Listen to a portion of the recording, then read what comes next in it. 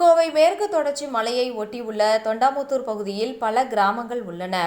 அந்த கிராமங்களில் முக்கிய தொழிலாக விவசாயம் இருந்து வருகிறது. கடந்த சில மாதங்களாகவே வனப்பகுதியில் நிலவிய வறட்சி காரணமாக உணவு, தண்ணீர் தேடி வனவிலங்குகள் ஊருக்குள் நுழைவது வாடிக்கையாகிவிட்டது.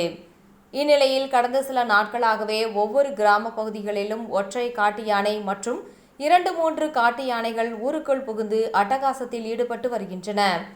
இதையடுத்து கடந்த 10 நாட்களாகவே மருதமலை பகுதியில் சுற்றி வரும் ஒற்றை காட்டு யானை IOB காலனி, லெப்ரஸ் காலனி போன்ற பகுதிகளில் இரவு நேரங்களில் சாலைகளில் சுற்றித் திரிகின்றது. இந்நிலையில் நேற்றிரவு அப்பகுதியை சேர்ந்த ஜெய்சூர்யா என்பவரை அந்த ஒற்றை காட்டு யானை தாக்கியது. அதில் படுகாயமடைந்த அவரை அருகில் இருந்தவர்கள் மீட்டு தொண்டாமுத்தூர் அரசு மருத்துவமனைக்கு முதலுதவி சிகிச்சைக்கு அளித்தனர். பின்னர் மேல் சிகிச்சைக்காக கோவை அரசு மருத்துவமனைக்கு கொண்டு சென்று அனுமதித்துள்ளனர். இந்நிலையில் கடந்த 15ஆம் தேதி அன்று இரவு 3 மணிக்கு அப்பகுதியில் பிச்சை எடுத்து வந்த சிவசுப்பிரமணியம் என்ற முதியவர் சாலையில் நடந்து சென்று கொண்டிருந்தார்.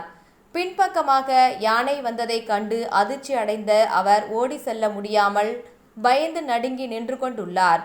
அவரை யானை தள்ளிவிட்டு காலால் உதைத்து செல்லும் காட்சிகள் அப்பகுதியில் ஒரு வீட்டில் பொருத்தப்பட்டிருந்த CCTV கேமராவில் பதிவாகியுள்ளது. அந்த காட்சிகள் தற்போது சமூக வலைதளங்களில் பரவி வைரலாகி வருகிறது. மேலும் அப்பகுதி பொதுமக்கள் பலமுறை வனத்துறையினரிடம் ஒற்றை யானை உலா வருவது குறித்து பலமுறை தெரிவித்தும் அவர்கள் அதனை கண்காணிக்க தவறவிட்டதாக குற்றம் சாட்டுகின்றனர். மேலும் அப்பகுதியில் வனவிலங்குகளின் நடமாட்டத்தால் உயிருக்கு ஆபத்தான நிலையில் வாழ்ந்து வருவதாகவும் தமிழக அரசும் வனத்துறையும் அப்பகுதி பொதுமக்களின் உயிரை பாதுகாக்க வேண்டும் என்பதே அனைவரின் கோரிக்கையாக உள்ளது.